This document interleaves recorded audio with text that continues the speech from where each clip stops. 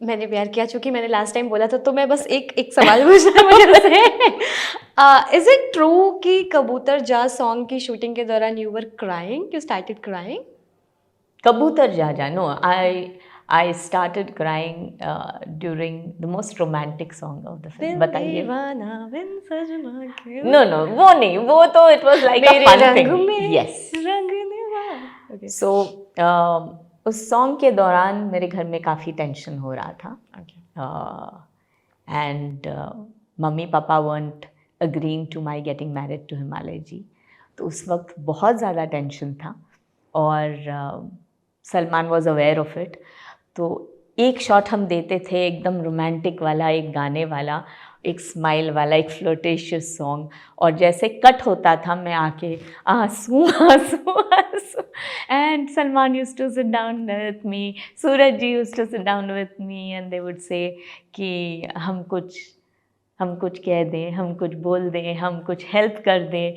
So they were very sweet, but yeah work comes first, और जो promise किया है, जो करना है, you got to do what you got to do.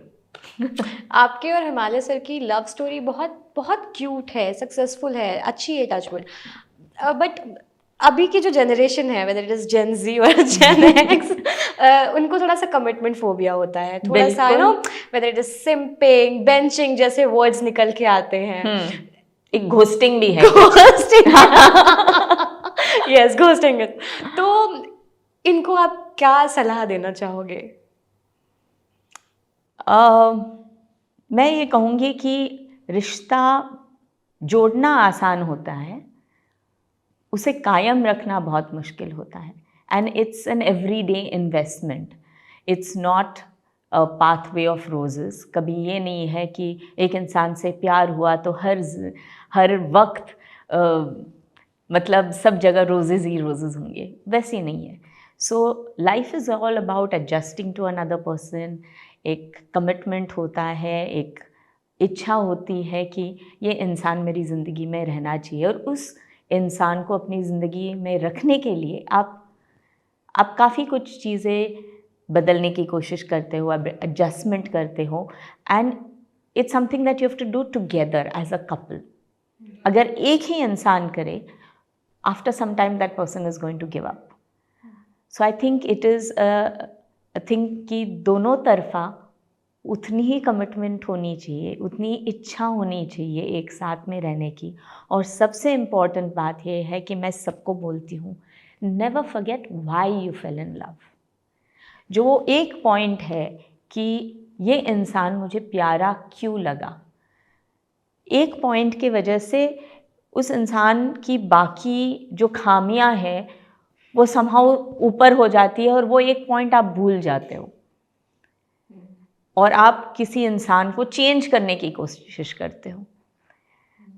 So please don't do that. I think that is important. Okay, noted.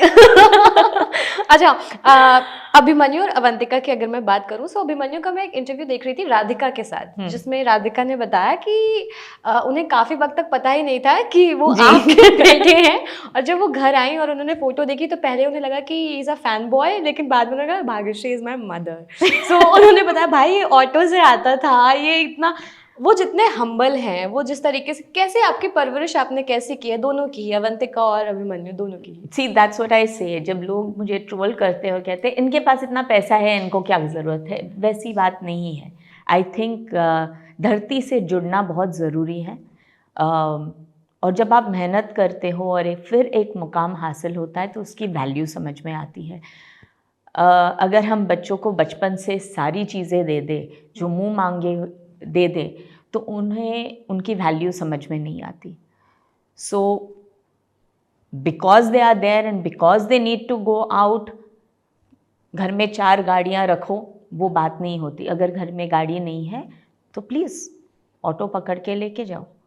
अगर किसी और चीज़ की ज़रूरत हो तो मेहनत करो, उसको कमा कर आप अपनाओ। तो I think that's very important. मैंने कभी बच्चों को पॉकेट मनी नहीं दिया, क्योंकि पॉकेट मनी जब होता है तब हर इंसान ये सोचता है भाई ये हमारा पैसा है, हम कैसे भी खर्चा करना चाहे, पर यू हैवंट अर्नड इट। आप अगर पॉकेट मनी भी दो तो अपने माँ बाप से ले रहे हो ना.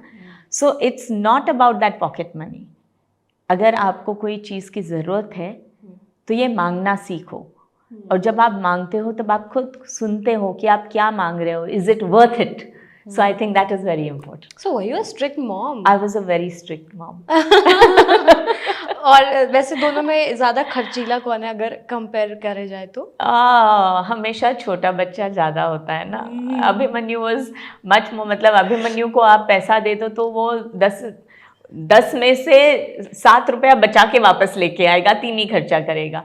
और अगर आप अवंतिका को दे दो तो बोलेगे 10 तो हो गए मम्मी, ये और एक चीज़ थी पर मैं आपके लिए खरीदना चाहती थी. अगर आप और 5 रुपया दो तो मैं लेके आती हूँ. तो थोड़ा सा ये गर्ल प्रॉब्लम भी है और थोड़ा सा डॉटर्स वाला सीन है. और वो इज फिटनेस फ्रीक, दोनों में से कौन ज्यादा है? both are very conscious, but I think Abhimanyu is very dedicated.